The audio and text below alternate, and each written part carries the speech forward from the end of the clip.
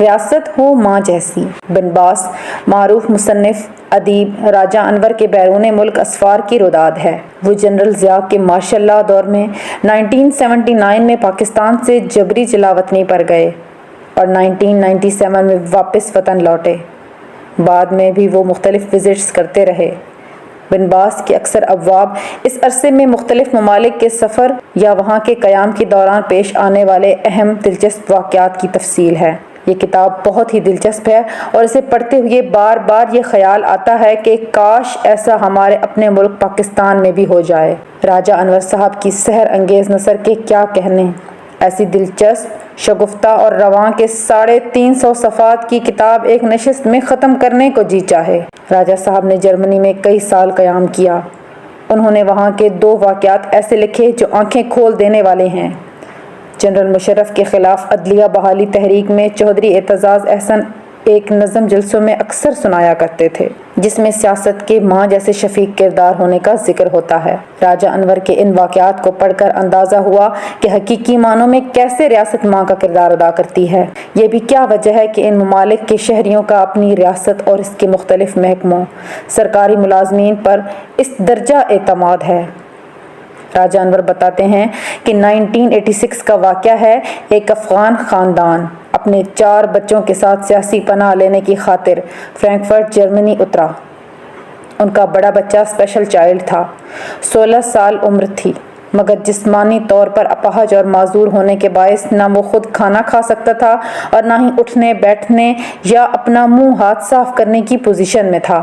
German social security department نے انہیں راجہ انور کے ساتھ والے اپارٹمنٹ میں آباد کیا۔ دوسرے روز معذور بچوں کے محکمے کا ایک افسر اس بچے کو دیکھنے، ملنے اور اس کا نام رجسٹرڈ کرنے ان کے فلیٹ پہ آیا۔ ایک ڈاکٹر بھی ساتھ تھا جس نے بچے کے تفصیلی معائنہ کے بعد اسے مکمل معذور ڈکلیئر کر دیا۔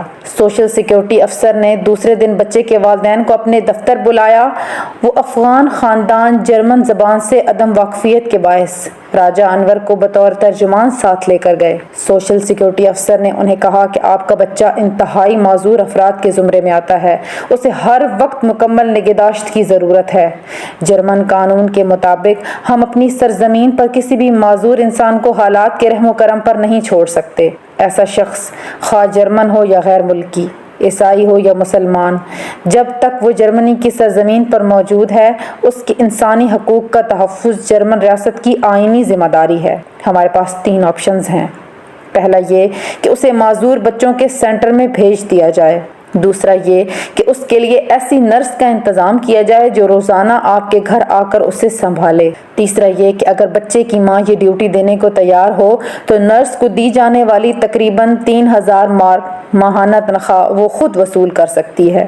راجہ انور کے بقول جیسے ہی میں نے یہ باتیں ترجمہ کر کے افغان خاندان کو بتائیں تو وہ ہکے بکے رہ گئے۔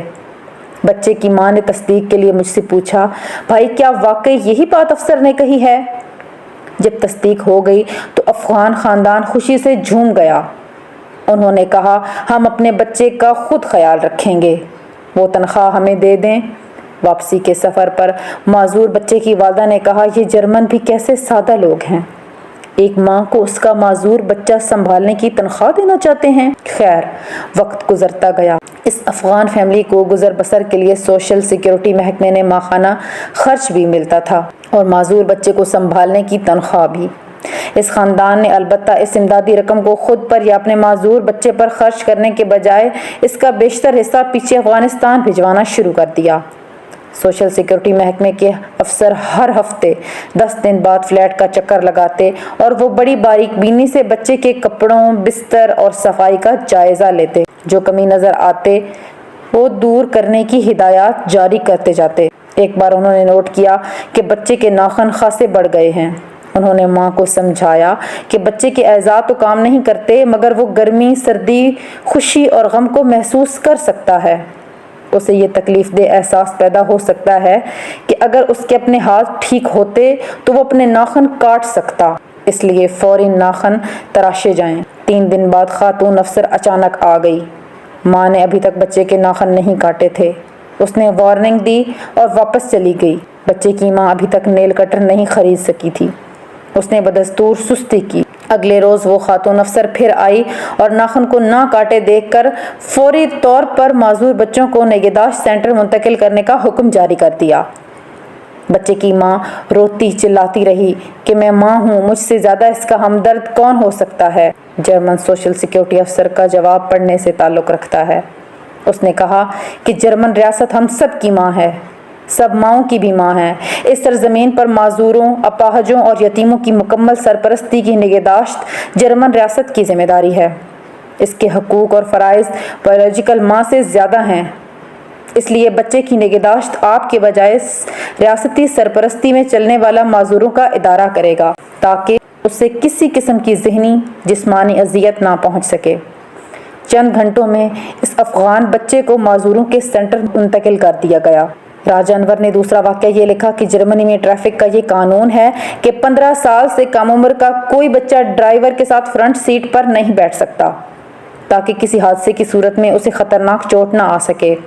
10 سال تک کا بچہ لازمی طور پر گاڑی کی پچھلی سیٹ پر سیٹ بیلٹ باندھ کر بیٹھ سکتا ہے، جبکہ 5 سال کے بچوں کے لیے پچھلی نشست پر مخصوص سیٹ لگائی جاتی ہے۔ 1996 کا ذکر ہے۔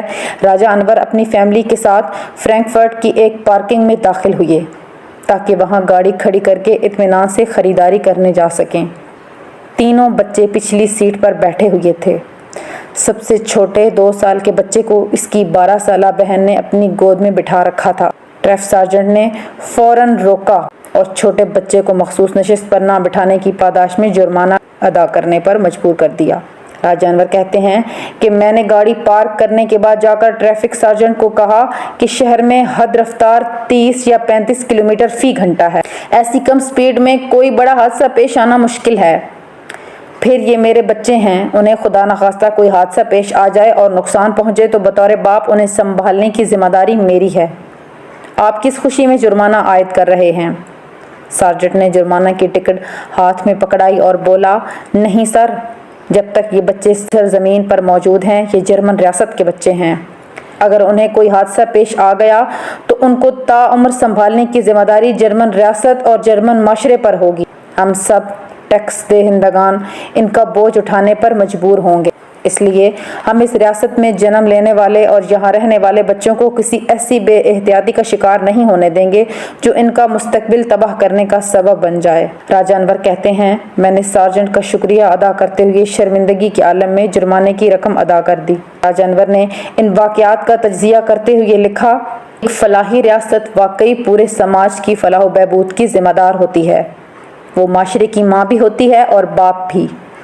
ادھر ہمارا یہ حشر ہے کہ ہم اپنے بے روزگاروں، معذوروں، بیواؤں، یتیموں اور مسکینوں کو سڑک پر دھکے کھانے اور بھیک مانگنے کے لیے چھوڑ دینا اور اپنی بے حسی کو مقدر اور قسمت کا عنوان دے دینا ہمارا قومی نشان بن چکا ہے۔